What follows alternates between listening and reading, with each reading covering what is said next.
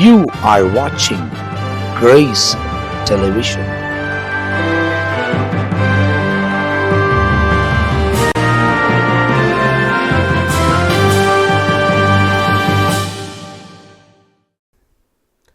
எனக்கு அன்பானவர்களே, இயேசு கிறிஸ்துவின் நாமத்தில் வாழ்த்துதலை கூறிக்கொள்ளுகிறேன். என்ன அருமையான தருணம் இது. இன்றைக்கும் ஒரு வார்த்தை என்ன தெரியுமா? உங்களை ஆண்டவர் எதற்கு அழைச்சிருக்கிறாரோ அதில் உண்மையாய் உறுதியாய் நில்லுங்கள். அதுக்கு முன்ன ஒரு வசனம் படிச்சிடுறேன். அப்போஸ்தல நடபடிகள் 6ஆம் அதிகாரம் 4ஆம் வசனம். நாங்களோ ஜெபம் பண்ணுவதிலும் தேவ வசனத்தை போதிக்கிற ஊழியத்திலும் இடைவிடாமல் தரித்திருப்போம் என்றார்கள். என்ன சம்பவம் அது? சீஷர்களை தேவன் அழைத்தார். ஆண்டவர் இயேசு உயிரோடு இருக்கிற வரைக்கும் அவர்களுக்கு 3 வருஷம் கற்றுக் கொடுத்தார். நிறைய விஷயம் அவங்க கற்றுக்கொண்டாங்க. அப்புறம் ஏற்ற நேரம் வந்தது, ஊழியம் செய்ய ஆரம்பிச்சிட்டாங்க. இப்படி ஊழியம் செய்ய செய்ய செய்ய இயேசு கிறிஸ்துவின் நாமம் பிரசித்தப்படுகிறது. நிறைய பேர் ரட்சிக்கப்படுறாங்க. நல்லதை சொல்லும்போது ஏற்றுக்கொள்கிறாங்க. ஒரு பக்கம் ஆரோக்கியம், இன்னொரு பக்கம் இருதயத்தில் விடுதலை, பாவத்திலிருந்து விடுதலை, எல்லா விதமான மாற்றங்கள் வந்து கொண்டு இருக்கிறது. கூட்டம் அதிகமாகிடுச்சு. ஒரு நல்லதை சொன்னால் கண்டிப்பாக ஜனங்க பின்பற்ற ஆரம்பிப்பாங்க. இயேசுவின் நாமத்தினாலே நிறைய பேர் விடுதலையாக இருக்காங்க. ஆனால் அவங்க என்ன செஞ்சாங்க? அவர் நாமத்தை நீங்கள் பேசக்கூடாதுன்னு சொல்லிட்டு கட்டளையிட்டாங்க. 5ஆம் அதிகாரம் 40ஆம் வசனம். அதன் பிறகு அதை பற்றி அவங்க கவலைப்படவில்லை. நீ என்ன பண்ணாலும் சரி, இதெல்லாம் நீங்கள் மாற்ற முடியாது. 41ஆம் வசனம். டெய்லி தேவாலயத்தில் வீடுகளில் இடைவிடாமல் பிரசங்கம் பண்ணுறாங்க. அனுதினமும் பெற்ற அனுபவத்தை மறைத்து வைக்க முடியாது. செஞ்சுக்கிட்டே இருக்காங்க. சீஷர்கள் பெருகிட்டாங்க. ஆண்டுடைய வார்த்தையை 12 பேர் 11 பேர் மட்டும் இல்லை, 12 பேர் மட்டும் இல்லை, 11 பேர் மட்டுமல்ல, 70 பேர் மட்டுமல்ல, இயேசு கிறிஸ்துவை ஃபாலோ பண்ணுறவங்க, பின்பற்றுகிற சீஷர்கள் பெருகிவிட்டார்கள் நிறைய பேர். அப்போ அந்த நேரத்தில் கிரேக்கர்கள் அந்த விதவைகளுடைய பிரச்சனையை குறித்து பேசுனாங்க. சீஷர்கள் அந்த இடத்துல கூட்டத்தை வரவழைத்து அவங்க பேசுகிறாங்க, இதை போல் பிரச்சனை இருக்குது, நாங்கள் என்ன பண்ணணும்? அப்போ தான் அவங்க சொல்கிறாங்க, பந்தி விசாரிக்கிற வேலை எங்களுது இல்லை, அதுக்கு ஒரு ஏற்பாடு பண்ணுவோம். குழப்பம் வந்துச்சு, குழப்பம் வந்தால் அதை அதிகரிக்க வைக்க வேண்டாம், பெருசு பண்ண வேண்டாம், அதற்கு ஒரு ஒழுங்கு பண்ணுவோம் என்று சொல்லி ஒரு 7 பேரை நியமித்து அதை அந்த பிரச்சனைகள் தீர்க்கக்கூடிய அளவுக்கு காரியங்களை செய்கிறாங்க. அப்போ இவர்கள் யார்? இவங்க என்ன பண்ணுறாங்க? அந்த 12 அவங்க என்ன செய்கிறாங்க? தங்களுடைய பொறுப்பில் உண்மையாக இருக்காங்க. நாங்கள் என்ன பண்ணுவோம் தெரியுமா? எங்களுடைய அழைப்பு முதல்ல ஜெபம். எங்கள் அழைப்பு அதுதான்.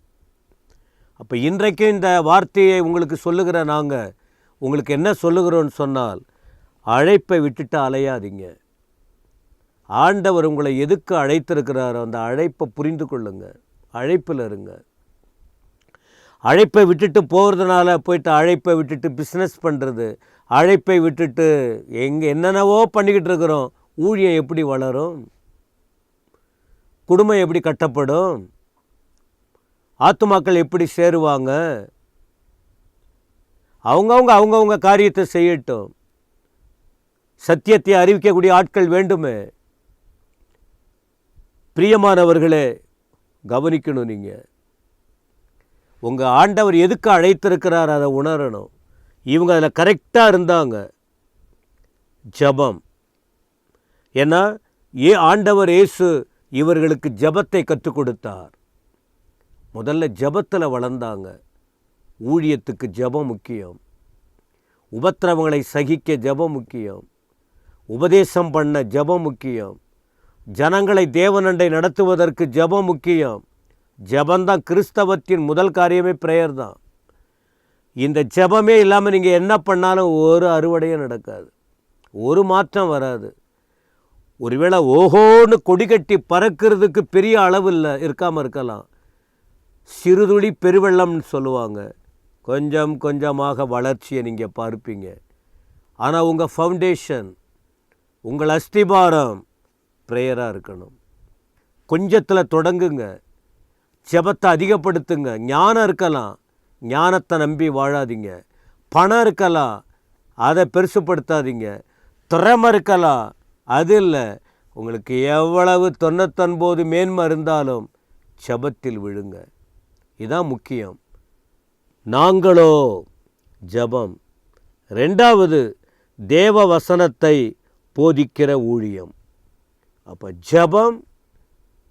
ஜெபத்தில் இருந்துட்டு வேத வசனத்தை போதிக்கிற ஊழியம். அப்போ வேத வசனத்தை போதிக்கிற ஊழியம்னா எனக்கும் உங்களுக்கும் வசனம் தெரியணும், வேத வசனத்தை படிக்கணும், வேத வசனத்தை புரிந்து கொள்ள வேண்டும். கட்டுக்கதைகள் வந்துடும். வேத வசனம் இல்லாவிட்டால், வேதத்தில் உள்ள சம்பவம் புரியாவிட்டால் உங்கள் சொந்த கருத்துக்களை அதிகமாக சொல்ல ஆரம்பிச்சிருவீங்க. அதில் ஒரு கிரியை நடக்காது. ஏன்னா நீங்கள் படிச்சிருப்பீங்க. படிப்பை குறித்த அந்த அறிவு தான் வெளியில் வரும். அதை குறைச்சிக்கணும். வேத வார்த்தையை வெளியே கொண்டு வரணும். ஏன்னா வேத வசனம் தான் கிரியை செய்ய ஆரம்பிக்கும். இந்த வேத வசனம்தான் மனுஷனை மாற்றக்கூடியது, வாழ்க்கையை மாற்றக்கூடியது, விடுதலை கொடுக்கக்கூடியது. வேத வசனத்தை போதிக்கணும், மற்றவங்களுக்கு சொல்லி கொடுக்கணும். இதான் இவங்களுடைய அழைப்பு. சொல்லிட்டு என்ன சொல்கிறாங்க? இடைவிடாமல் தரித்திருப்போம். ஏற்கனவே ஜெபத்தில் ஒரு மனதோடு தரித்திருந்தவங்க. 1:14 அப்போஸ்தலர். இவர்கள் வேத வசனத்திலும் ஜெபத்தில் முதல்ல தரித்திருந்தாங்க. இப்போ சொல்கிறாங்க, நாங்கள் ஜெபம் பண்ணுறது, 2வது வேத வசனத்தை போதிக்கிற ஊழியத்தில் இடைவிடாமல் தரித்திருப்போம்.